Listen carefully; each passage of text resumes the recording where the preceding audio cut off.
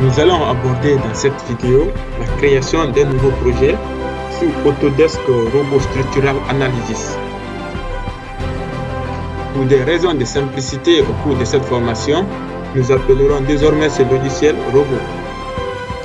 Lorsque vous avez votre premier démarrage du logiciel, vous arrivez donc sur cette interface. Vous avez trois colonnes principales. La première, nouveau projet, vous permet de créer donc un nouveau projet et également d'ouvrir un projet existant. La seconde colonne, ce sont les projets récemment ouverts ou récemment créés sur robot. Et enfin, sur la colonne de droite, vous retrouvez les notifications. Ici, par défaut, vous avez des raccourcis des 4 types d'études. Vous retrouvez l'intégralité de ces types d'études que vous pouvez réaliser sur robot en cliquant sur ici. Vous aviez cette fenêtre qui s'affiche. Sur robot, vous avez donc 16 types d'études différents que vous pouvez créer. La première, c'est la création, c'est la conception d'un bâtiment. La seconde, c'est l'étude d'un portique spatial. La troisième, étude d'une coque. Ensuite, c'est l'étude d'une coque. La quatrième, c'est l'étude d'un trait spatial. La cinquième, c'est l'étude d'une plaque. La sixième, c'est l'étude d'un portique plan.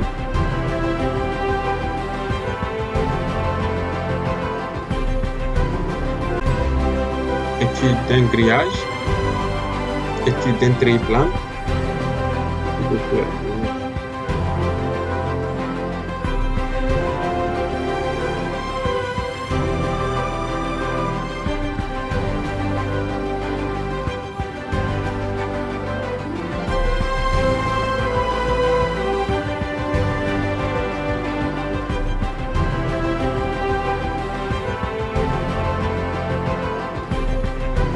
Alors, c'est différents types d'études que vous pouvez réaliser sur robot.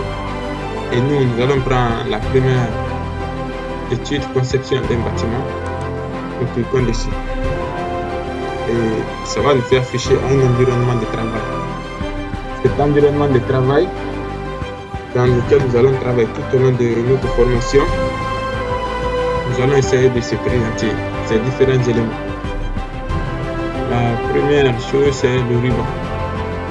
Le ruban, par définition, c'est un menu dans lequel sont condensés tous les éléments de notre espace de travail. Si nous cliquons par exemple fichier, dans fichier on a un nouveau projet, on a ouvrir projet, enregistrer, capture d'écran. Et nous venons effectivement ici, nous voyons le raccourci enregistrer projet, ouvrir projet, imprimer et capture d'écran. Nous allons voir par exemple ici la boîte d'outils d'accès rapide, dans lequel la définition des axes, poteau, poutre. Nous venons dans la structure, nous venons nœud, barre, poteau, poutre. Alors c'est un exemple parmi tant d'autres pour vous dire que tous les éléments qui se trouvent sur notre espace de travail sont condensés dans le ruban. Alors la deuxième chose, nous allons voir le gestionnaire d'objets. Ce gestionnaire d'objets qui est divisé en 2 colonnes. La première, gestionnaire d'objets, dans lequel il y a les objets, les différents types d'étages. Ici, nous voyons les géométries, les groupes.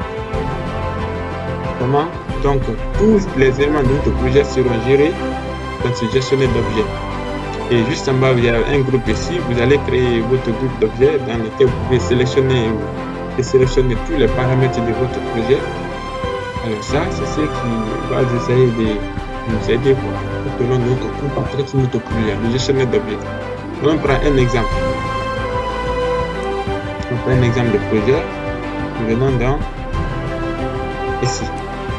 Voilà ce que nous disions, le gestionnaire d'objets.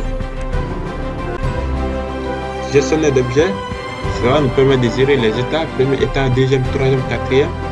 Si c'est l'un, ce sont les géométries. Si j'écris par exemple sur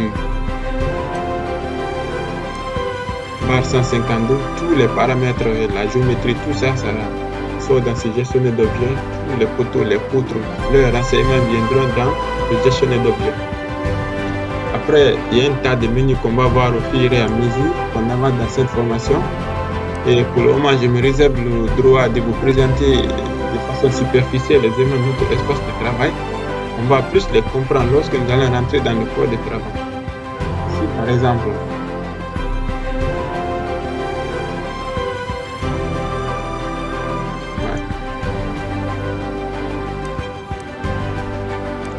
après, vous pouvez voir, par exemple, notre repère, j'ai dit ici repère global, donc c'est le repère qui va nous donner les longueurs et larges de notre projet, et aussi les hauteurs avec l'axe Z, d'accord?